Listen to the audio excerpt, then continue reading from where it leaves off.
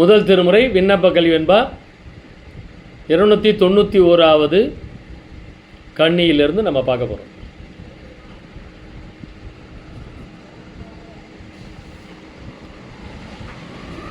வில்லுறும் யான் வன்சொல்லுடன் அன்றி, வில்லுறும் யான் வன்சொல்லுடன் அன்றி வள்ளல் உனது அன்பர்க்கு இன்சொல்லுடன் பணிந்தொன்று ஈந்ததில்லை.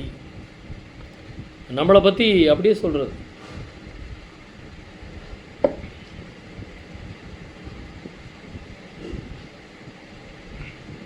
அதுக்கு முன்னாடி கன்னிகள் எடுத்துனோம் அப்படின்னா, அதாவது விண்ணப்பம் வைக்கிறார். அது பேரே விண்ணப்ப கலிவெண்பா.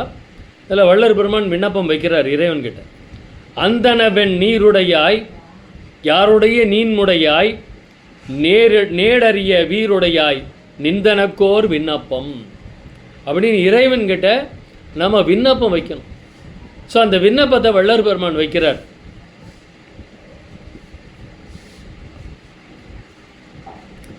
ஸோ எப்படி விண்ணப்பத்தை வைக்கிறார் அப்படின்னா, மாறுபட எள்ளலடியேன் எனக்குள் ஒழியாமல் உள்ளபடியே உரைக்கின்றேன்.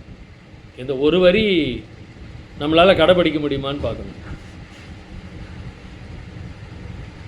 மாறுபட எள்ளலடியேன் எனக்குள் ஒழியாமல் உள்ளபடியே உரைக்கின்றேன்.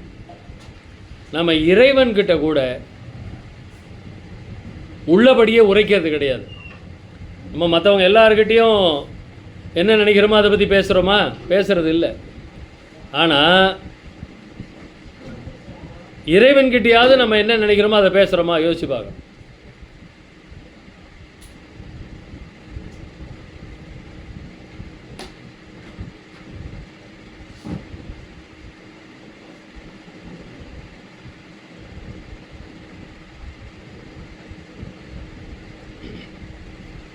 ஸோ இறைவன்கிட்டையாவது நம்ம என்ன நினைக்கிறோமோ அதை வெளிப்படையாக இறைவன்கிட்டையாவது சொல்கிறோமா? இங்கே வள்ளல் பெருமான் அதை சொல்கிறார். எள்ளலடியேன் எனக்குள் ஒழியாமல் உள்ளபடியே உரைக்கின்றேன். இது எவ்வளோ பேர் கடைப்பிடிக்கிறோம் சொல்லுங்கள்? இறைவன்கிட்ட கூட பொய் தான் சொல்லுவோம். இறைவன்கிட்ட கூட பொய் தான் பேசுகிறோம். இறைவனுக்கு தெரியாத நம்ம பொய் பேசுகிறோன்னு. நம்ம அது ஆட்டை கடிச்சு மாட்டை கடிச்சு கடிச்சியில் மனுஷனை கடித்த கதை அப்படின்னு ஒரு விஷயம் சொல்லுவோம். அந்த மாதிரி நம்ம எல்லார்கிட்டையும் சொல்கிற மாதிரியே இறைவன் எதிர்க்க நின்றுக்கிட்டு கூட பொய் சொல்லிட்டு தான் வழக்கம். நம்ம பாடுற ஒவ்வொரு பாட்டுமே உண்மை உணர்ந்து அதை உண்மையான பாடலாக நம்ம பாடுறோமா? இல்லை இல்லையா? அப்போ அப்படியே அவ்வளவு பொய்களை இறைவன்கிட்ட கூட சொல்கிறதுக்கு நம்ம துணிஞ்சு நிற்கிறோம். ஆனால் இங்கே வள்ளலார் உள்ளபடியே உரைக்கின்றேன், எனக்குள் ஒழியாமல் உள்ளபடியே உரைக்கின்றேன். வில்லுறும் யான் வன்சொல்லுடன் நன்றி வள்ளலுனது அன்பர்க்கு இன்சொல்லுடன் பணிந்தொன்று ஈந்ததில்லை. இந்த ஒரு கண்ணியில் நிறைய விஷயங்கள் கொண்டாந்து சொல்கிறார். வள்ளல் உனது அன்பர்களுக்கு, பொதுமக்களுக்கெல்லாம் விடுங்க, மற்ற ஜீவராசிகளுக்கெல்லாம் விடுங்க. ஆனால் வள்ளல் உனது அன்பர்களுக்கு, அன்பர்கள் கிட்ட கூட இல்லை, சன்மார்கிகள் கிட்ட கூட இல்லை, சன்மார்கிகள் கிட்ட கூட இல்லாமல் என்ன பண்ணுறோம்? வன்சொல்லுடன் அன்றி, வன்சொல் சொல்கிறது தான் வழக்கம். சன்மார்கிகள் கிட்ட கூட வள்ளல் உனது அன்பர்க்கு வன்சொல்லுடன், வள்ளல் உனது அன்பர்க்கு இன்சொல்லுடன், வன்சொல்லு தான் சொல்லுவேன், இன்சொல் சொல்கிறதில்ல, இன்சொல்லுடன் பணிந்து ஒன்று ஈந்ததில்லை. நம்ம யார்ட்டையாவது ஏதாவது கொடுக்குறோன்னா எப்படி கொடுக்குறோம்? கர்வத்தோடு தான் கொடுப்போம். ஒரு ஆணவம், நம்ம கொடுக்குறோம் அப்படிங்கிற ஒரு ஆணவத்தோடு தான் கொடுப்போம். ஆனால் இங்கே வள்ளலார் அந்த மாதிரி ஆணவத்தோடு கொடுக்கறத தவறு என்று எடுத்து சொல்லுகிறார். வன்சொல்லுடன் உனது அன்பர்களுக்கு இன்சொல்லுடன் பணிந்து ஒன்று ஈந்ததில்லை. வன்சொல் தான் சொல்லுவேன், ஒரு பெரிய குற்றம். இன்சொல் சொல்ல மாட்டேன், பணிவும் இருக்காது, அகங்காரத்தோடையும் ஆணவத்தோடையும் கொடுக்கும். நம்மளை பற்றி சொல்கிறார், அவரை பற்றி இல்லை. இதெல்லாம் வள்ளலாரை பற்றி இறைவன்கிட்ட வள்ளலார் சொன்னதில்லை. நம்மளை பற்றி நம்மளுடைய குரலாக வள்ளல் பெருமான் இதை பாடுகின்றார் இல்லையா? புன்சொல் என்னும் பொய்யுரைக்க என்றால் புடை எழுவேன், அன்றி ஒரு மெய்யுரைக்க என்றும் விழைந்ததில்லை. புன்சொல் என்னும் பொய்யுரைக்க, பொய் அப்படிங்கிறது என்ன? அது வன்சொல், இன்சொல், இதை தாண்டி அது புன்சொல் அப்படிங்கிறார். பொய் என்பது ஒரு புன்சொல். நமக்கு பொய் சொல்லாமல் இருக்கணும் அப்படிங்கிறது தான் எல்லாராலையும் கடைபிடிக்க முடியாத ஒரு ஒழுக்கம். எது அப்படின்னா பொய் சொல்லாது இருத்தல். அது எல்லாரும் கடைபிடிக்கிறதே கிடையாது, யாராலையும் கடைபிடிக்க முடியாது. அதை புன்சொல் என்று வள்ளல் பெருமான் சொல்லுகின்றார். புன்சொல் என்னும் பொய்யுரைக்க என்றால் புடை எழுவேன். புடை எழுறதுன்னா என்ன அர்த்தம்? அப்படியே துள்ளி குதிச்சுட்டு வர்றது. புன்சொல் என்னும் பொய்யுரைக்க என்றால் புடை எழுவேன், அன்றி மெய்யுரைக்க என்றும் விழைந்ததில்லை. ஆசைப்பட்டதே இல்லை. உண்மையை பேசணும் அப்படிங்கிறதுல ஆசையே கிடையாது. பொய் சொல்கிறது அப்படின்னா அப்படியே பொங்கி எழறது. ஒன்றுமே இல்லை. நம்ம குழந்தைங்களுக்கு இந்த பொய் சொல்கிறது எப்படி வருது சொல்லுங்கள்? நம்மளா பொய் சொல்லணும்? இல்லை. குழந்தைங்களுக்கு பெரியவங்க பொய் சொல்ல கற்றுக் கொடுக்குறோம். பொய் சொல்ல குழந்தைங்களுக்கு பெரியவங்க தான் கற்றுக் கொடுக்குறோம். எப்படி? அந்த குழந்தை எல்கேஜி சேர்த்துருப்போம். அந்த எல்கேஜி குழந்தை ஸ்கூலுக்கு லேட் ஆகுதுன்னு வச்சுக்கோங்களேன். நம்ம லேட்டாக ரெடி பண்ணி கொடுக்குறோம். அந்த குழந்தைகிட்ட என்ன சொல்லி அனுப்புவோம்? ஏன் லேட்டுன்னு மிஸ்ஸு கேட்டால் வேன் வர்றதுக்கு லேட் ஆயிடுச்சின்னு சொல்லு. வேன் வர்றதுக்கு லேட் ஆயிடுச்சின்னு சொல்லு. அங்கே தான் போய் ஆரம்பிக்குது. அங்கே தான் போய் ஆரம்பிக்குது. இப்போ பிள்ளைகளெல்லாம் பொய் சொல்கிறாங்கன்னா அதுக்கு யார் காரணம்னா பெற்றோர்கள் தான் காரணம். 100% பெற்றோர்கள் தான் காரணம். சொல்லிக் கொடுப்போம். அடுத்தது நம்ம ஸ்கூலுக்கு போகிறோன்னு வச்சுக்கோங்க. அந்த பிள்ளை அப்புறமா ஸ்கூலுக்கு போகும். லேட் ஆகிருக்கும். அது தூங்கியிருக்கும். காலையில் எந்திரிக்கிறதுக்கு லேட் ஆகிடுச்சி. ஸ்கூலுக்கு போனோன்னே ஏன் லேட்டு அப்படின்னு அங்கே ஆசிரியர்கள் கேட்டாங்கன்னா, எங்கள் அம்மா சமைக்கிறதுக்கு லேட் ஆகிடுச்சி, எங்கள் அம்மா சமையல் பண்ணுறதுக்கு லேட் ஆகிடுச்சி. இது தூங்கியிருக்கும். அப்போ சரளமாக அந்த பொய் வந்துருக்கு. ரிப்போர்ட் கார்டு மார்க்கெல்லாம் கொடுத்துட்ருப்பாங்க பரீட்சை முடிஞ்ச உடனே. அந்த மார்க்கை வீட்டில் கேட்பாங்க, என்னாச்சு மார்க்கெல்லாம் எவ்வளோ அப்படின்னா, இன்னும் கரெக்ஷன் பண்ணி பேப்பர் கொடுக்கல. நம்ம பெற்றோர்கள்லாம் சொல்லுவோம், யூடியூப்பில் ஏதோ ப்ராப்ளம் அப்பா, யூடியூப் போக மாட்டேங்குது, பார்க்கலாம், நான் ரெக்கார்ட் பண்ணிகிட்டு இருக்கிறேன், யூடியூப்பில் அப்லோட் பண்ணிவிடுவேன். ஓகே, ரெக்கார்டிங் ஓடிட்டு.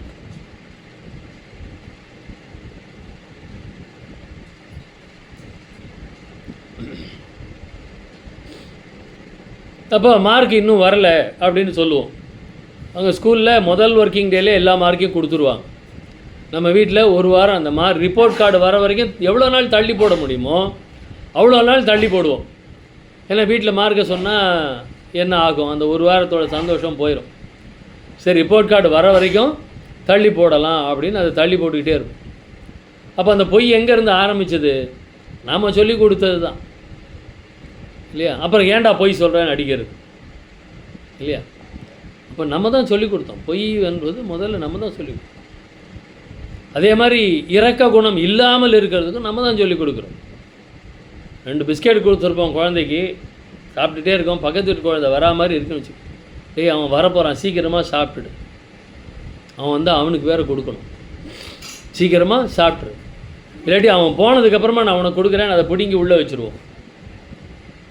பக்கத்து வீட்டு பையன் வரா, ஒன்று அவனுக்கு கொடுறான்னு சொல்லி கொடுக்க மாட்டோம் இல்லையா? அப்போ இது எல்லாத்துக்கும் யார் காரணமாக இருக்கின்றார்கள்? பெற்றோர்கள்.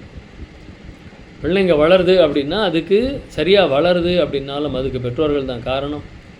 சரியாக வளரலை அப்படின்னா அதுக்கும் பெற்றோர்கள் தான் காரணம் இல்லையா? இங்கே அதனால தான் பொய்யுரைக்கை என்றால் புடை எழுவேன் அப்படிங்கிறார். பொய்யுரைக்கை என்றால் புடை எழுவேன். அப்படியே உடனே அப்படியே எழுந்திருக்கிறது, அதெல்லாம் யோசிக்கிறதே கிடையாது, சரளமாக வந்துடும். யோசனை பண்ணி பொய் சொல்கிறதே கிடையாது, உண்மை சொல்கிறதுக்கு வேணால் யோசிக்க வேண்டியிருக்கு. பொய்யுரைக்கை என்றால் புடை எழுவேன் அன்றி ஒரு மெய்யுரைக்கை என்றும் விழைந்ததில்லை, என்றும் விழைந்ததில்லை. விழைதல்னா என்ன? ஆசைப்படுறது.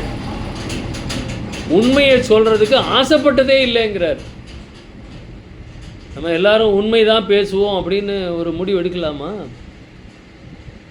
பாரதியார், மகாகவி பாரதியார், இப்போ தான் அவருடைய நினைவு நாள் வந்தது. அது கூட செப்டம்பர் 11 12 அப்படின்னு ஒரு பெரிய குழப்பம் பல வருடங்களாக இருந்தது. அப்புறம் தான் அது செப்டம்பர் 12ன்னு அனௌன்ஸ் பண்ணாங்க. ஏன்னா ராத்திரி 12 மணிக்கு மேலே 1 மணிக்கு தான் அவர் உயிர் பிரிந்ததாக செப்டம்பர் 12. அவருடைய மனைவிக்கு ஒரு கண்டிஷன் போட்டிருப்பார். என்ன அப்படின்னா, உண்மைதான் பேச வேண்டும். அவங்க ஒரு பேட்டியில், வானொலியில் பேட்டி கொடுக்கும்போது அதுக்கு எவ்வளவு கஷ்டப்பட்டேன் அப்படின்னு அவங்க சொல்லியிருக்காங்க. இந்த உண்மை பேசுகிறதுனால எவ்வளவு விரோதங்கள் சம்பாதித்தோம் அப்படின்னு பேசியிருக்காங்க. ஆனால் உண்மை பேசுறது கஷ்டம்.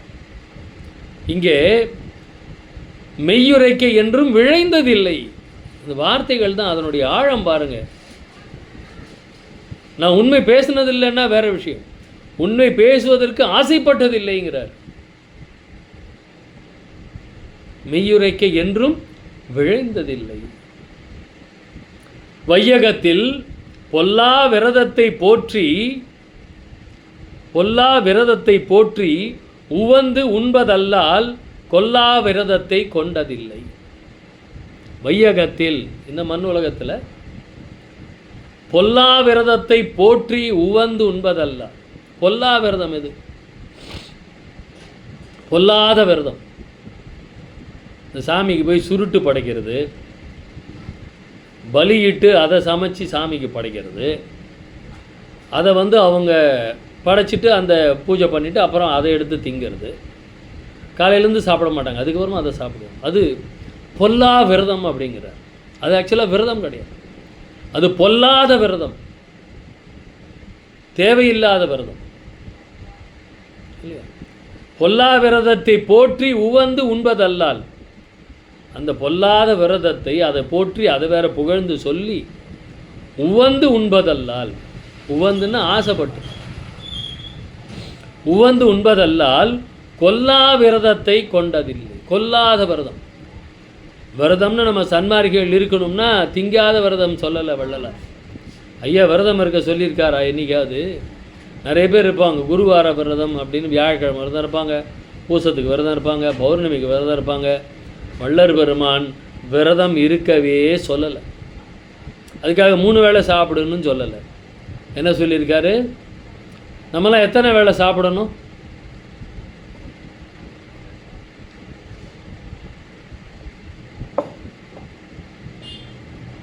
சன்மார்க்கத்தில் இருக்கிறவங்க எத்தனை வேளை சாப்பிடணும்? 2 வேளை தாங்க. இன்னும் சரியாக சொல்லணும்னா 1.5 வேளை தான் சாப்பிடணும். மத்தியானம் 1 வேளை, ராத்திரி அதில் பாதி. அதுக்காக மத்தியானம் முட்டை சாப்பிடணுமா? இல்லை. மத்தியானம் எப்படி சாப்பிட்ணும்? சித்தர்களெல்லாம் சொல்லுவாங்க, அரை வயிறு சாப்பாடு, 1/4 வயிறு தண்ணி, மீதி 1/4 வயிறு காற்று. அப்போ மத்தியானம் 3/4 வயிறு சாப்பிடணும். மத்தியானம் சாப்பிட்டதில் பாதி வயிறு தான் ராத்திரி சாப்பிடணும். அப்போ 3/4ல் பாதி, 1ல் பாதி இல்லை. இதெல்லாம் சூக்குமமாக சொல்லப்பட்டது. மத்தியானம் 3/4 வயிறு தான் சாப்பிடணும், ராத்திரி அந்த 3/4ல் பாதி வயிறு தான் சாப்பிடணும் இல்லையா? அப்போது எவ்வளோ சாப்பிடணும்னு யோசிங்க. காலையில் சாப்பிடக்கூடாது. அப்போ சன்மார்க்கிகளோட சாப்பாடு 1.5 வேளை தான், 2 வேளை கூட இல்லை. காலையில் சிற்றுண்டி கிடையாது சன்மார்க்கிகளுக்கு. எங்கேயாவது ஒரு விழா எடுத்தால் நம்ம காலையில் டிஃபன் போடாமல் விட முடியுமா? டிஃபன் போடாமல் விட்டு நம்ம சன்மார்க்கி காலையில் யாரும் சாப்பிடக்கூடாது, கருசாலை கஷாயம் கொடுக்குறேன் அதை சாப்பிடுங்க அப்படின்னு சொன்னால் அடுத்த விழா நான் கூப்பிட்டா ஒருத்தரை கூட வரமாட்டாங்க. அப்படி தான் இருக்குது உலகில். காலையில் சாப்பிட்டு பழகிட்டோம். அதனால் இந்த காலையில் சாப்பாடு கூடாது அப்படின்னா அது ஏற்றுக்கொள்ள முடியவில்லை. உடம்பு ஏற்றுக்கலை, உடம்பு ஏற்றுக்க மாட்டேங்குது இல்லையா? அப்போது இங்கே பொல்லா விரதம், இல்லையா? பொல்லாத விரதத்தை போற்றி உவந்து உண்பதல்லால் கொல்லா விரதம் அது கொண்டது. கொல்லா விரதத்தை விரதமாக எடுத்துக்கிறதே கிடையாது. கொல்லா விரதத்தை விரதமாக எடுத்துக்கொள்வதே இல்லை. விரதம்னா என்ன அர்த்தம்? வைராக்கியம், லட்சியம், சங்கல்பம். விரதம்னா அது சங்கல்பம், ஒரு லட்சியத்தோடு இருக்கிறது தான் விரதம். கொல்லா விரதத்தை லட்சியமாக கொள்ள வேண்டும். கொல்லா விரதத்தை லட்சியமாக கொள்ள வேண்டும். அது இல்லை. அடுத்தது, அல்லாதார் வன்புகழை கேட்க மனம் கொண்டதல்லாமல் நின்புகழை கேட்க நினைந்ததில்லை. அல்லாதார்னா யாரு? சன்மார்க்கி அல்லாதார். சன்மார்க்கி அல்லாதார். சூப்பர், அருமையாக சொன்னீங்க. அல்லாதார் வன்புகழை கேட்க மனம் கொண்டதல்லாமல், அல்லாதார் வன்புகழை கேட்க. இப்போ ஒரு படம் ரிலீஸ் ஆகுது அப்படின்னா அதுக்கு என்ன பேனரு, பால் அபிஷேகம், அதுக்கு எவ்வளவு ஆர்ப்பாட்டங்கள், ஒரு சினிமாக்காரருக்கு கொடுக்கக்கூடிய அந்த முக்கியத்துவம் வள்ளலாருக்கு கொடுத்துருக்குறோமா? அல்லாதார் வன்புகழை கேட்க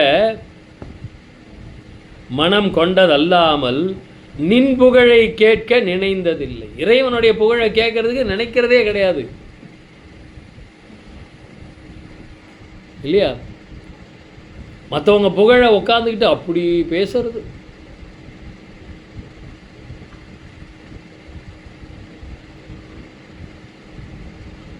அரசியல்வாதிகள் புகழ பேசுறது,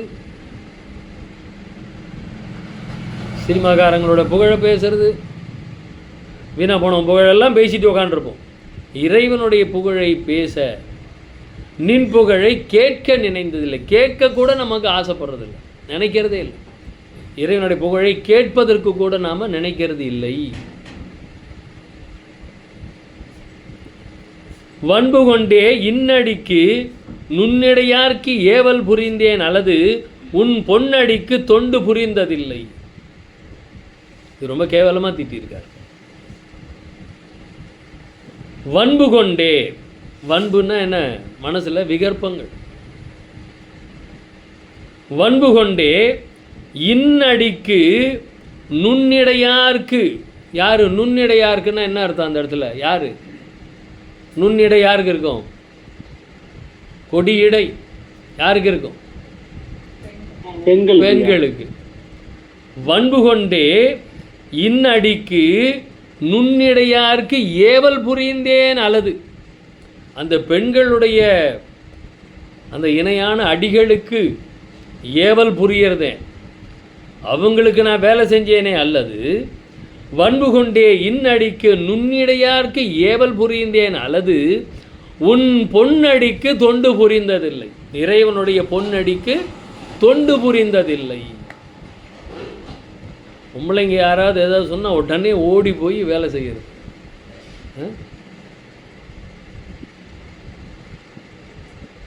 ஏன்னா பொம்பளைங்க அப்படின்னா அப்படியே அது சொல்லவே வேண்டாம்.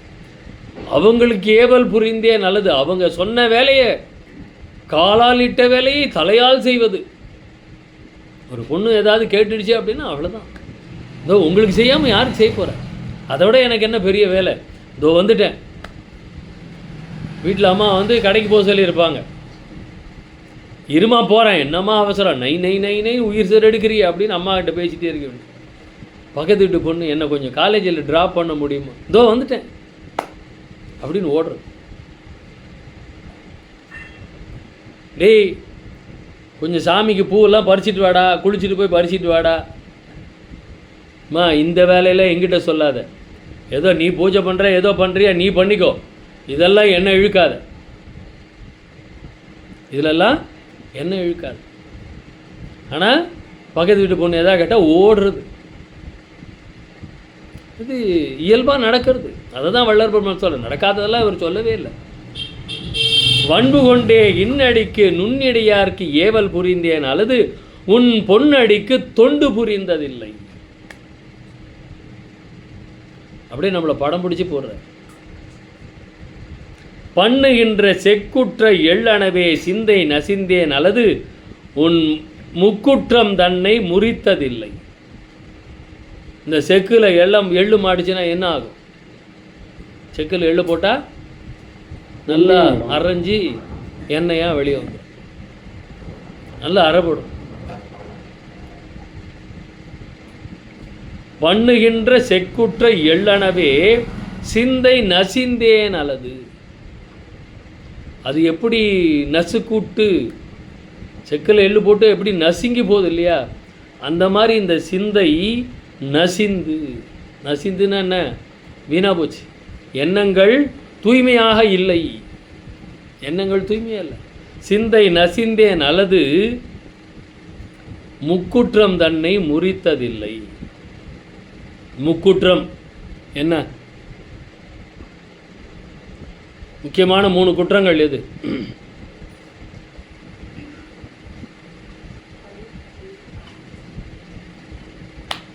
பஞ்சமா பாதகங்கள் 5 இருக்கு, அதில் 3 குற்றங்கள்.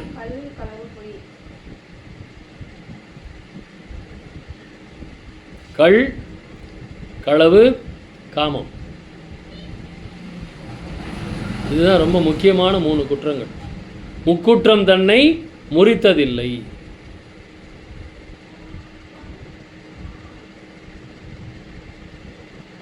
துக்கமிகும் தாவில் வலங்கொண்டு சஞ்சரித்தேன் அல்லது நின் கோவில் வலங்கொள்ள குறித்ததில்லை.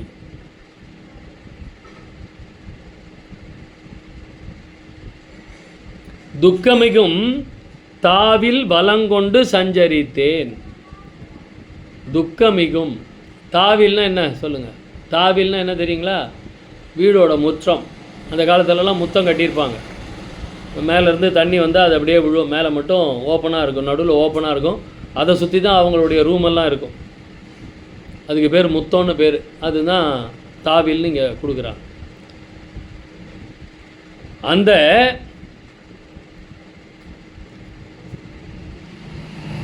துக்கமிகும் தாவில் வீட்டுக்குள்ளேயே சுற்றின்னு இருக்கிறதுன்னு வச்சுக்கோங்களேன். எதுக்கு என்னென்னமோ அர்த்தம் பண்ண வேண்டாம். வீட்டுக்குள்ளேயே, அந்த வீட்டுக்குள்ளே, அந்த வீட்டில் என்ன கிடைக்குது நமக்கு?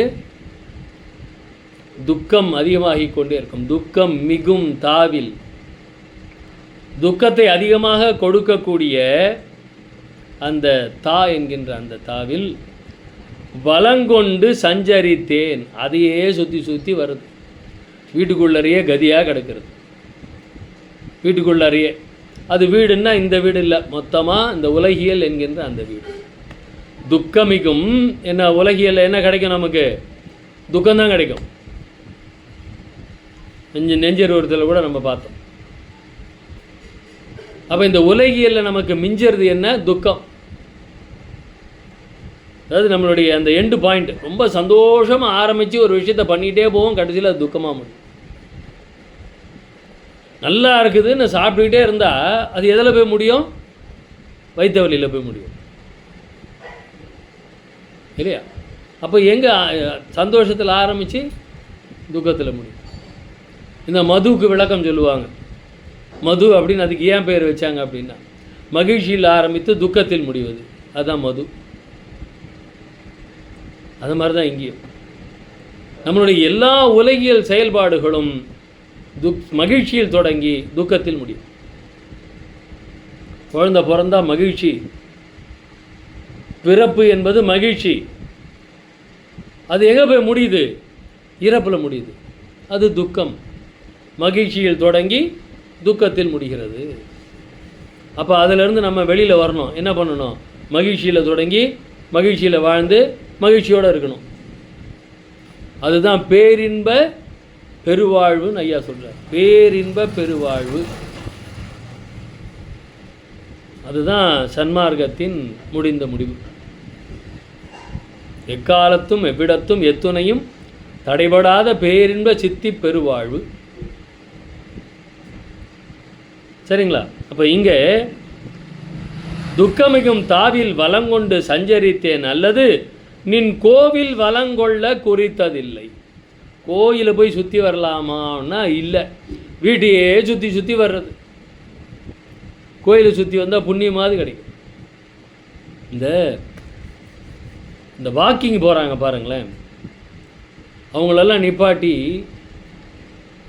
எதுக்கே இப்போ கால்கள் 1 மணி நேரம் வாக்கிங் போகிறாங்க, 1 மணி நேரம் வாக்கிங்.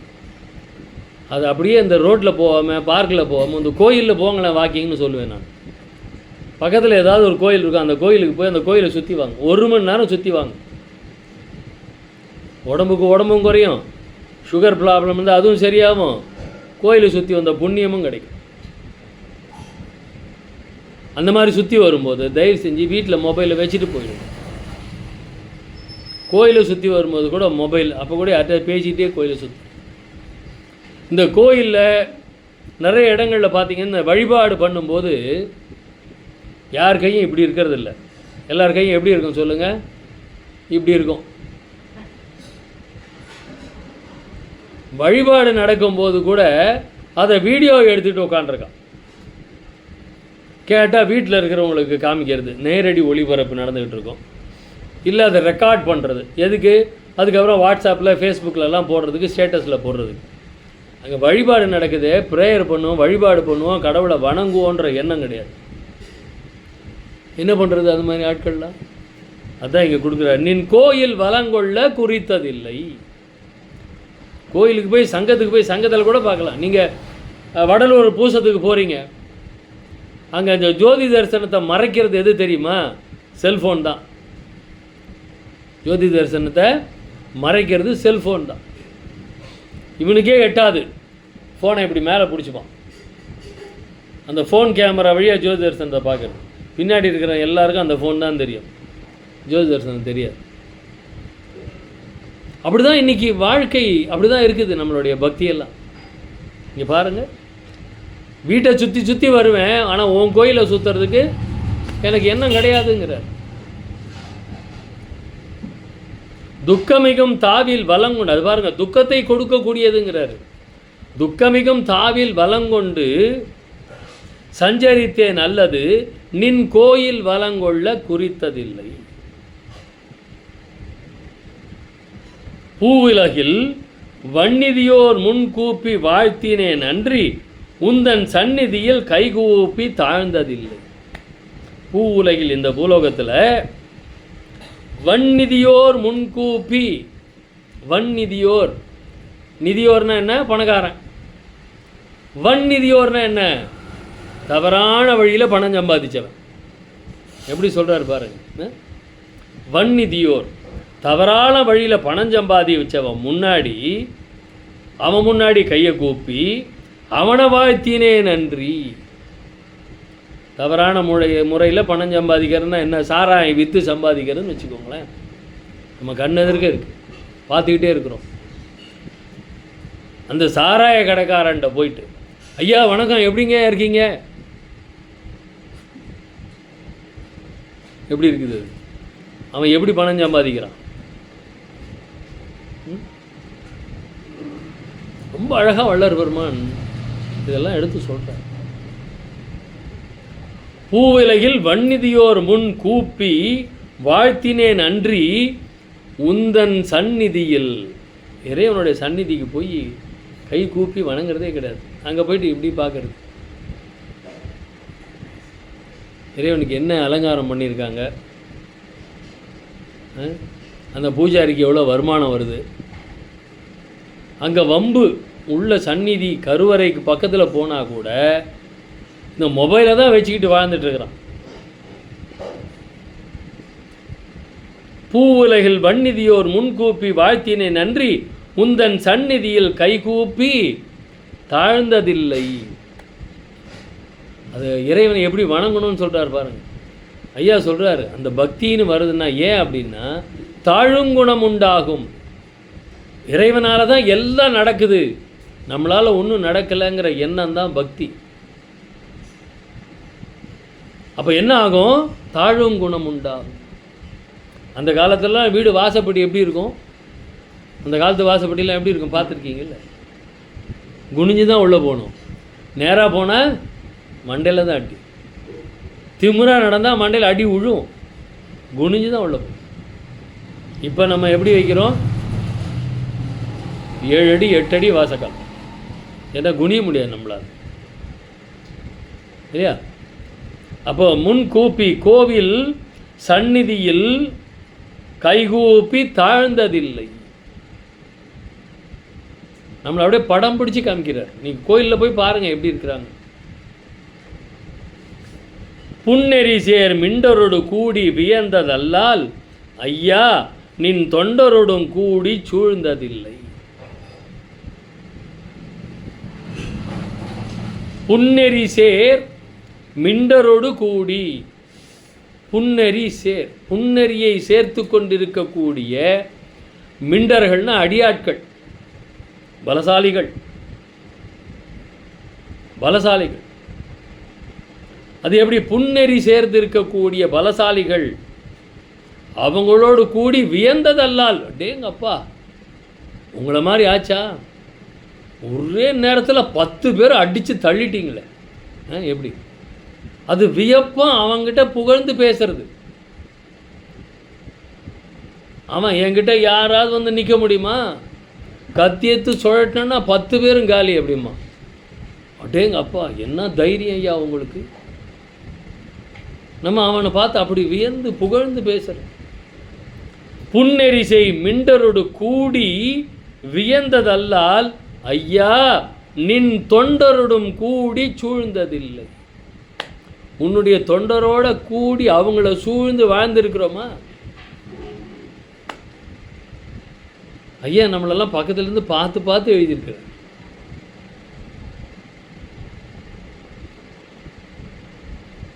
புன்னெறிசை மிண்டரோடு கூடி வியந்ததல்லால் ஐயா நின் தொண்டரோடும் கூடி சூழ்ந்ததில்லை. கண்டவரை கன்று முகங்கொண்டு கடுகெடுத்து பார்ப்பதல்லால் என்றும் முகமலர்ச்சி ஏற்றதில்லை. யாரையாவது பார்த்தா கடுகடு கடுகடுன்னு நம்மளுக்கு பிடிக்காது. இப்போ என்னையும் இந்த பேக்ரவுண்டையும் பார்த்தா நிறைய சன்மார்க்கிகளுக்கு பிடிக்காது. அப்படிதான் பிடிக்காது. எப்படி இவ்வளவு உண்மையை சொல்றீங்க? நான் பார்த்துக்கிட்டு தானே இருக்கிறேன்.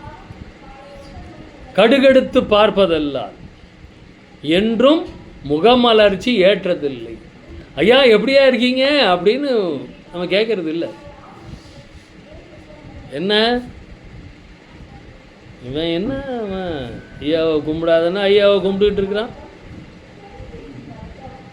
5 திருமுறை படிக்கூடாது, 5 திருமுறை படிச்சுட்டு இருக்கிறான். நெத்தியில் விபூதி அது போகாதுன்னு சந்தனம், அதுக்கு மேலே குங்குமம்.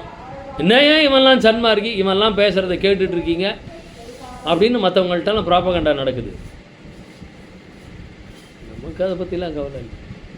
நாம் எப்படி இருக்கிறோம் அவ்வளோதான் இல்லையா?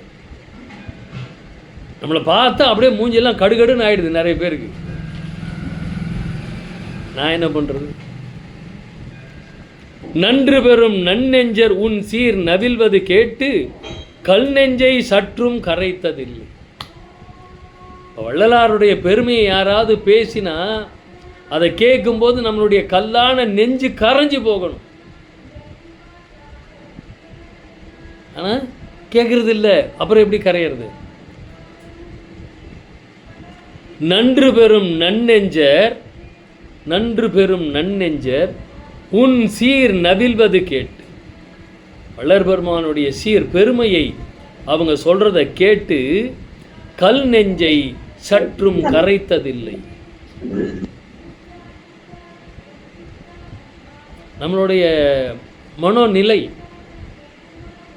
வள்ளலார் புகழ பேசுகிறாங்க அப்படின்னு வச்சுக்கோங்களேன், எல்லாம் திரும்பி திரும்பி அதை பேசுனதையே பேசிகிட்டு இருக்கிறாங்க. அதுக்கு போய் செவ்வாய்க்கிழமை கேகேனரில் போய் உட்காந்துருக்கீங்க, பேசுனதே தானே பேசிகிட்டு இருக்கிறீங்க. என்ன பாபையா ஜூம் டெய்லி நடத்துகிறாரு, சொன்னதே தான் சொல்லிட்டு இருக்கிறாரு. அது எதுக்கு போய் உட்காந்து கேட்டுட்ருக்கீங்க? வேறு வேலையை போய் பாருங்கள். வள்ளலாருடைய பெருமை சொன்னதை திருப்பி திருப்பி சொல்லிக்கிட்டே இருக்கணும், கேட்டுக்கிட்டே இருக்கணும். ஐயா அது சலிக்குமா சொல்லுங்கள்? வள்ளலாரோட பெருமை சலிக்குதுன்னா அப்புறமா என்ன மனுஷங்கன்னு எனக்கு புரியல. வள்ளலாருடைய பெருமையை கூட திரும்ப திரும்ப கேட்கறதுக்கு நம்மளால் முடியலன்னா, ஆனால் உட்காந்துட்டு எம்ஜிஆர் எப்படிப்பட்டவர் தெரியுமா அப்படின்னு ஆன்னு கேட்டுட்டு இருக்கிறான். எம்ஜிஆர் படம் ஒன்று கூட நான் விட்டதில்லை தெரியுமா? அவர் படத்தில் வந்து அப்படி இருக்கும். அவர் படத்தில் கூட அவர் சிகரெட் பிடிக்க மாட்டார், கரெக்டு தான். ஆனால் இந்த பெருமையெல்லாம் பேசிக்கிட்டு இதையெல்லாம் கேட்டுட்ருக்கிறியே, வள்ளலாருடைய பெருமையை 2வது தடவை கேட்குறதுக்கே சலிப்பு வந்துடும். பேசினதே திருப்பி திருப்பி பேசிட்டு இருக்கிறாரியா, இதில் வேறு ஜூம் மீட்டிங் வேறு, அது இன்டர்நெட் வேறு செலவாயிடும். அது ஐயா படம் பிடிச்சி போடுறார், வேறு ஒன்றுமே. நன்று பெறும் நன்னெஞ்சர் உன் சீர் நவில்வது கேட்டு கல்லான நெஞ்சை சற்றும் கரைத்ததில்லை. ஒன்றும் இல்லையா, இன்றைக்கி ஒரு நாயன்மாருடைய வரலாறு ஒன்று படித்தேன். ஒரு பேர் கலையனார் அப்படின்னு நினைக்கிறேன். அவர் கோயிலில் இந்த சாம்பிராணி போடுறதுக்கெல்லாம் பாருங்கள், அது கூட மறந்து போச்சு. என்ன கொடுப்பாங்க,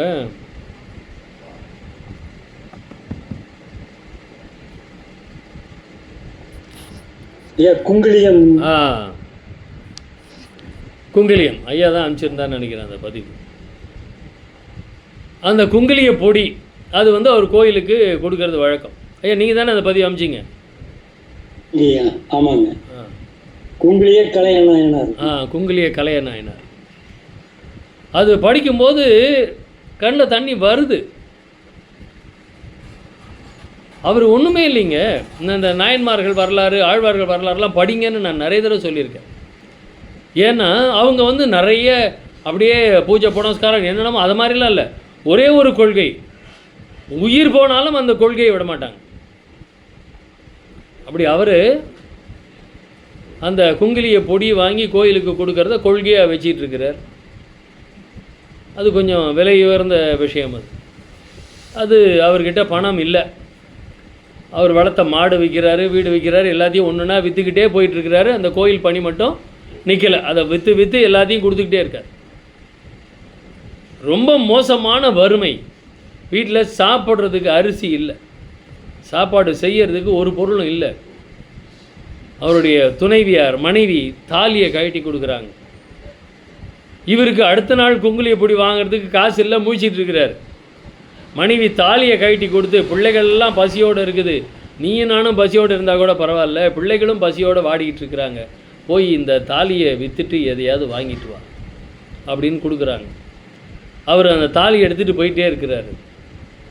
அவருடைய எண்ணம் எல்லாம் பிள்ளைங்க பசியோடு இருக்குது, அதுக்கு சாப்பாடு வாங்கிட்டு வர்றதுக்காக பொண்டாட்டி தாலியை பிரித்து கொடுத்தா அப்படிங்கிற எண்ணம்லாம் இல்லை.